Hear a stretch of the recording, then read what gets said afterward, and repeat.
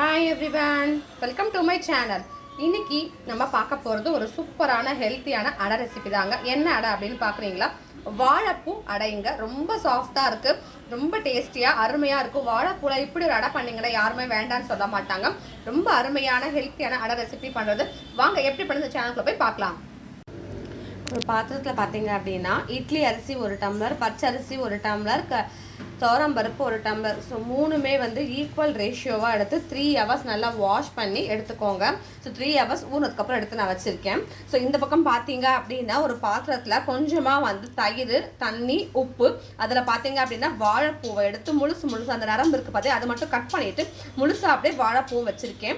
So இது இந்த மாதிரி வைக்கிறப்ப உங்களுக்கு வாழைப்பூ வந்து ரொம்ப நேரம் ஆனாலும் கருப்பாகாமல் அப்படியே உங்களுக்கு ஒயிட்டிஷாக இருக்கும்.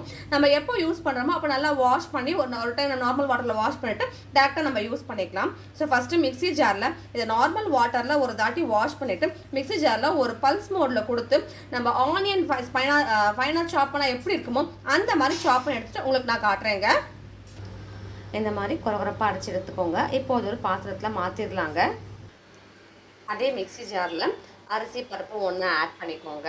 இப்போ ஆட் பண்ணிவிட்டு நம்ம காரத்துக்கு ஏற்ற மாதிரி வரமிளகா ஆட் பண்ணிக்கோங்க. நான் வந்து இது ஒரு காரத்துக்கு வரமிளகாவும் கூடவே மிளகு சீரகமும் ஆட் பண்ணுறேன்.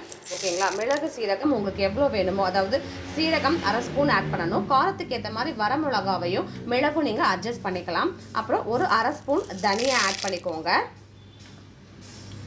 ஒரு 1/4 ஸ்பூன் பக்கமாக சோம்பு.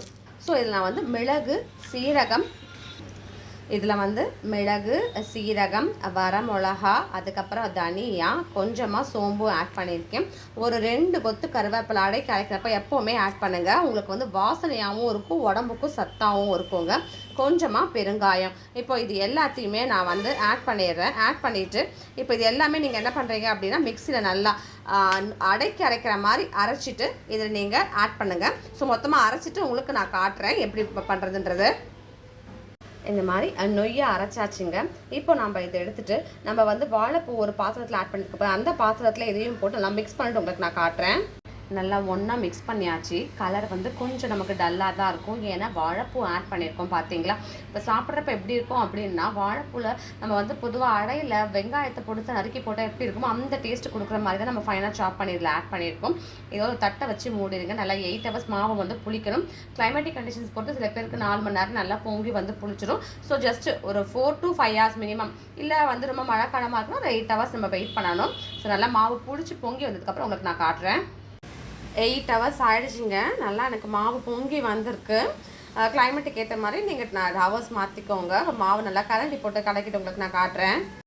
மாவு வந்து கரண்டி போட்டு கலக்கியாச்சுங்க. ரொம்ப திக்காக இருந்தது. நான் கொஞ்சமாக தண்ணி விட்டு இந்த கன்சிஸ்டன்சிக்கு எடுத்துகிட்டு வந்திருக்கேன்.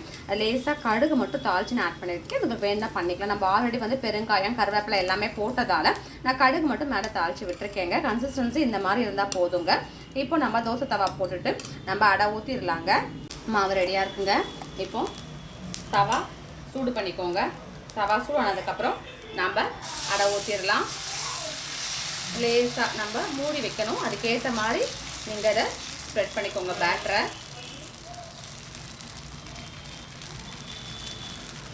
அவ்வளோதாங்க. இப்போது மேலே ஆயில் ஆட் பண்ணிடலாம்.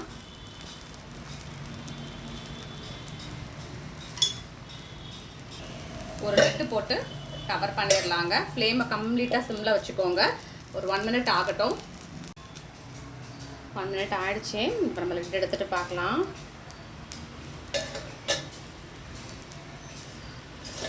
நல்லா பாருங்கள், எட்ஜஸ் எல்லாம் ரெடி ஆகிருக்கு. இப்போ நம்ம ஜஸ்ட் அழகாக அப்படியே எடுத்து அவ்வளோ அழகாக வருது பார்த்தீங்களா. அவ்வளோதான் சூப்பராக ரெடி ஆகிடுச்சிங்க. நல்லா இந்த பக்கமும் நமக்கு டோஸ்ட் ஆகட்டும். திருப்பி போட்டாச்சு. நல்லா இந்த பக்கமும் வெந்திருக்கு. இப்போ நம்ம பிளேட்டில் மாற்றிடலாம். ரொம்பவுமே சூப்பரான வாழைப்பூ அடை அருமையாக ரெடியாக இருக்குது. பாருங்கள் எப்படி இருக்குது அப்படின்னுட்டு. ரொம்ப சூப்பராக இருக்குங்க. நல்லா உங்களுக்கு அருமையாக வந்திருக்கு. ரொம்ப சாஃப்டாகவும் இருக்கும் உங்களுக்கு அடை. ரொம்ப தின்னாகவும் நம்ம இந்த மாதிரி ஊற்றிக்கலாம். இது கூட நீங்கள் வந்துட்டு தயிர், அதுக்கப்புறம் வந்து வெண்ணெய், நெய் எது வேணாலும், கார சட்னி எது வேணாலும் உங்களுக்கு வந்து ஆட் பண்ணிக்கலாங்க. அவ்வளோ ஒரு சூப்பரான ஹெல்த்தியான ஒரு டேஸ்டியான அடை ரெசிபி ரெடி ஆகிடுச்சிங்க. இந்த மாதிரி ரெசிபி தெரிஞ்சுக்க என்னோட சேனல் சப்ஸ்கிரைப் பண்ணிக்கோங்க. தேங்க்யூ.